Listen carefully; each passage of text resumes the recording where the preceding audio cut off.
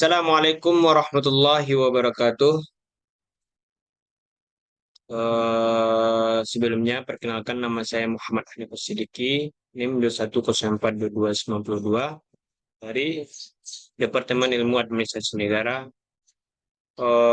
Di sini saya akan mempresentasikan mengenai kasus-kasus advokasi kebijakan. Sebelumnya, tugas ini dari mata kuliah Komunikasi dan Advokasi Kebijakan yang diampu oleh dosen Dr. Andes Karjuni Datuk Mani, MSI.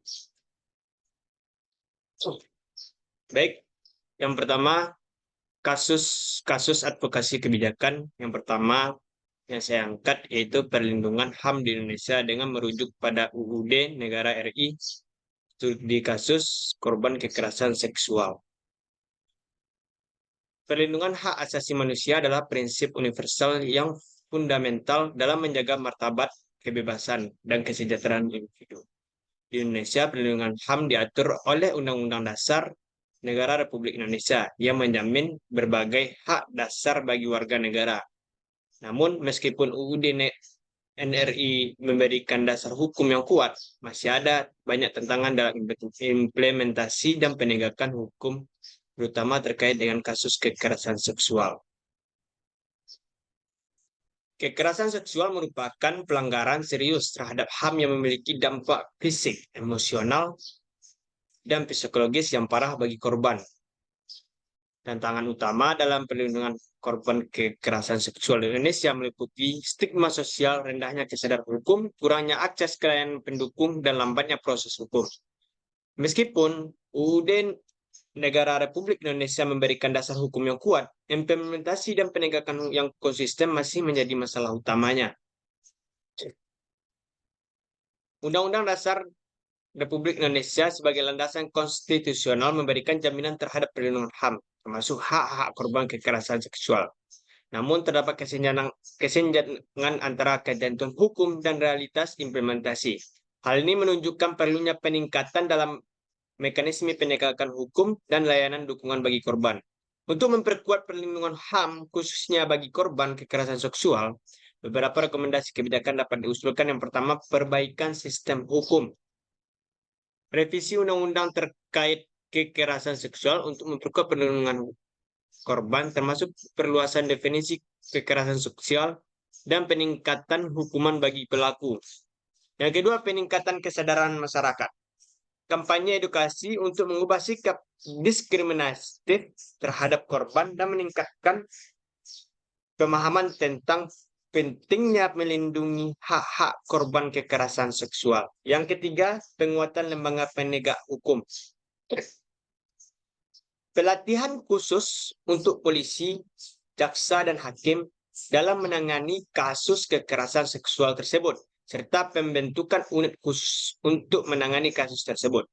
Yang keempat, peningkatan akses layanan pendukung, yaitu memastikan ketersediaan layanan kesehatan, konseling bagi yang korban, pendampingan hukum, dan perlindungan sosial bagi korban di seluruh wilayah Indonesia.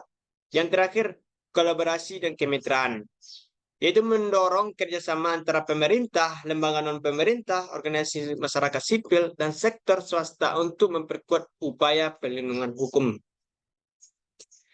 Implementasi rekomendasi kebijakan ini dapat meningkatkan kesadaran dan pemahaman masyarakat tentang pentingnya perlindungan HAM, memperbaiki sistem hukum dan kebijakan terkait, memperkuat kapasitas lembaga penegak hukum, dan meningkatkan akses serta kualitas layanan pendukung bagi korban kekerasan seksual.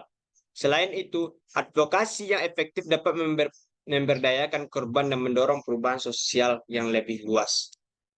Selanjutnya, kasus yang saya angkat yang kedua yaitu koalisi masyarakat sipil dalam advokasi kebijakan relokasi warga Tambak Rejo, Kota Semarang.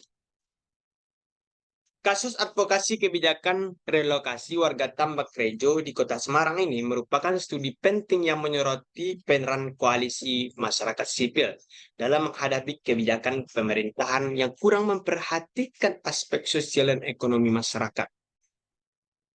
Kebijakan pembangunan normalisasi banjir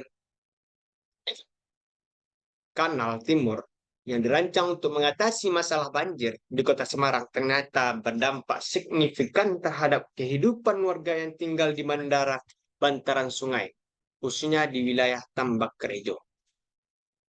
Proses dan dinamika advokasinya.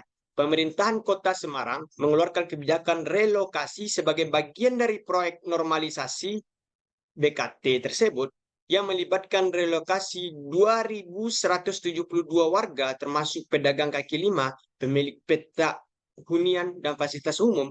Warga Tambak Rejo yang mayoritas adalah nelayan merasa dirugikan dengan relokasi tersebut karena kehilangan akses langsung ke laut yang merupakan sumber mata pencaharian utama mereka.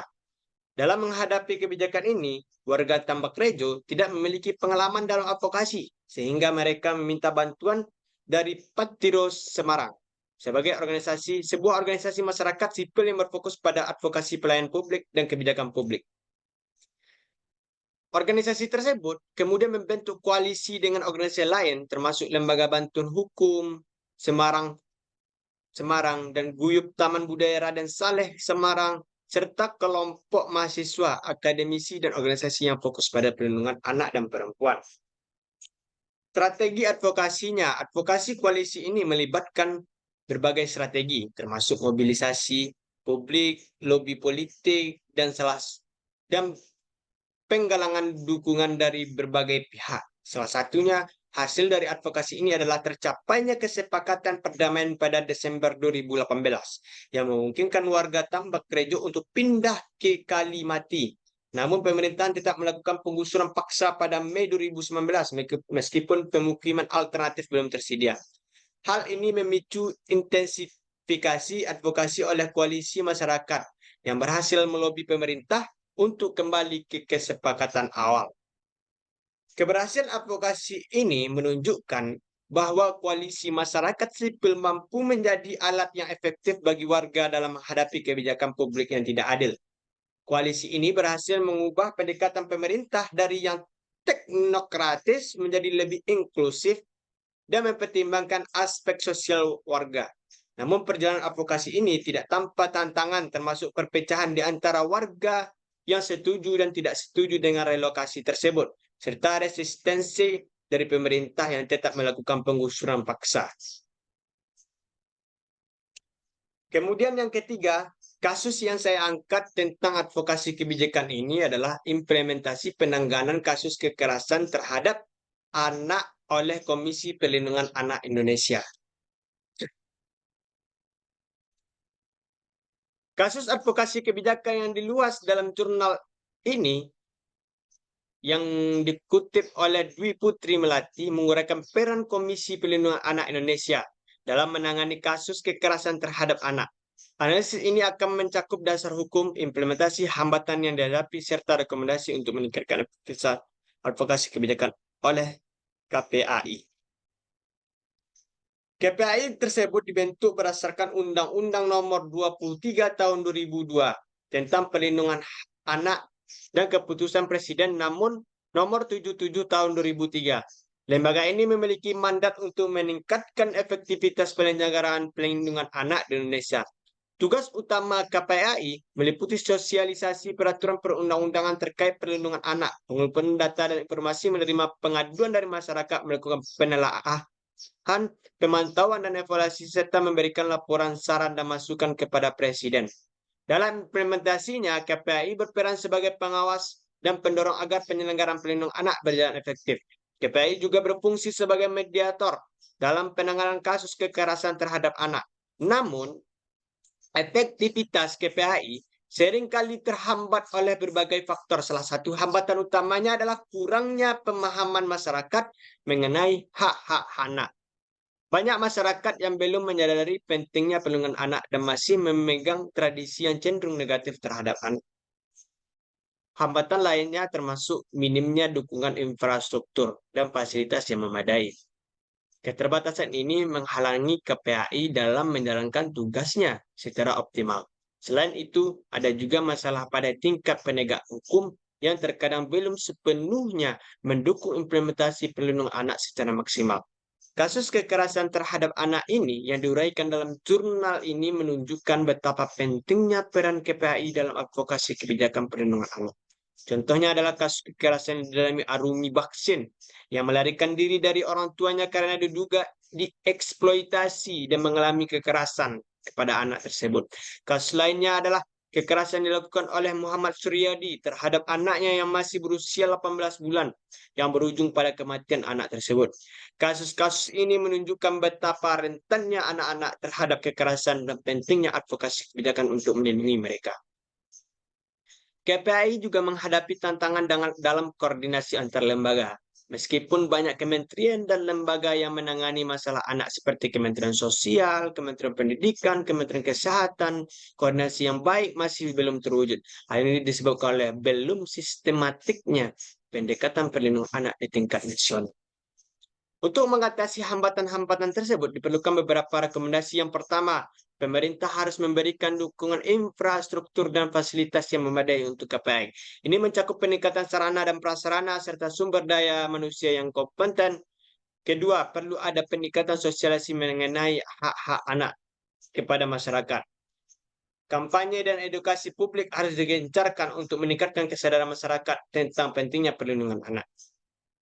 Selain itu, diperlukan peningkatan koordinasi antar lembaga yang menangani masalah anak.